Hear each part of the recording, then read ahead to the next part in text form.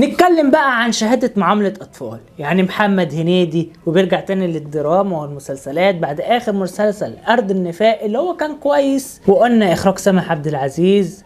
يلا بقى حاجة جديدة بقى وحلوة، لكن للأسف برضو محمد هنيدي قلش. وبرضو يعني الواحد كل مرة بيبقى بيتضايق عن المرة اللي قبلها.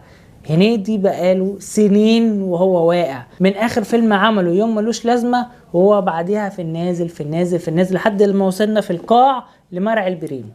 المسلسل ده مش احسن حاجه ليه، وهو منزلش عن القاع، هو لسه في القاع. الفكرة المسلسل بسيطة، واحد محامي ما عندوش ضمير، بيكسب بكل الطرق القانونية والغير قانونية وبيستغل كل حاجة لصالحه، بيروح في غيبوبة لمدة 20 سنة وبيصحى يشوف بقى ايه التطورات اللي حصلت في الفترات المتقاربة 2005 2025، ايه بقى اللي ممكن يكون حصل. فنطلع بقى من دي شوية لحظات كوميدية ولحظات درامية. اخير هتتعمل سكتش فكرة على فيسبوك، انما مش مسلسل كامل 15 حلقة وان احنا بقى نمط ونطلع منها افيهات وحواديت وقصص. ما فيش الكلام ده. الواحد برضو بيزعل على ان هنيدي واحد من اكثر الناس اللي هو ضحكهم في حياته. وبعدين اجي اسال نفسي، يعني هي الكوميديا مثلا ليها تاريخ صلاحيه؟ يعني مثلا لما انت توصل لسن معين خلاص ما ينفعش تهزر تاني؟ مش فاهم الموضوع.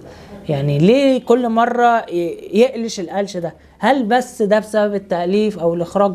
ما اعتقدش. ما هو في كل الاحوال هو اللي بيختار الحاجات دي. طب ما يختار حاجه تليق بيه وتليق بافكاره وتليق بشكله وينتج هو حتى مثلا لنفسه. طب ما هيقدر يعمل كده. انا بصراحه بزعل على المستوى اللي بيوصل له هنيدي، ورغم كل اللي انا بقوله ده هو على فكره مسلسل عادي، ممكن تتفرج عليه عادي وممكن تستمتع بيه لو حابب. بس انا بالنسبه لي لا، انا ما استمتعتش خالص. اولا انا ما ابتسمتش كضحك، وكفكرة قلت لك هي فكرة عادية مش افضل حاجة. فانت لا هتتأثر دراميا ولا هتتأثر كوميديا، وفي نفس الوقت هتلاقي فيه عتاولة الناحية التانية، مش عتاولة بس عتاولة الناحية التانية في الكوميديا في نفس السيزون. طب ليه اتفرج على محمد هنيدي واحرق معاه؟ طب ما اتفرج على حاجة انا ضامن انها هتبسطني زي اشغال شقة مثلا، وممكن الكابتن كمان لاكرم حسني اللي احنا هنروح له كمان شوية. يعني عنديش كلام كتير على هنيدي غير ان انا اتمنى ليه ان هو يرجع تاني ويحترم سنه، ويحترم ان هو خلاص كبر، ما بقاش بنفس الطريقة اللي هو ممكن يضحك بيها زمان يعرف يضحك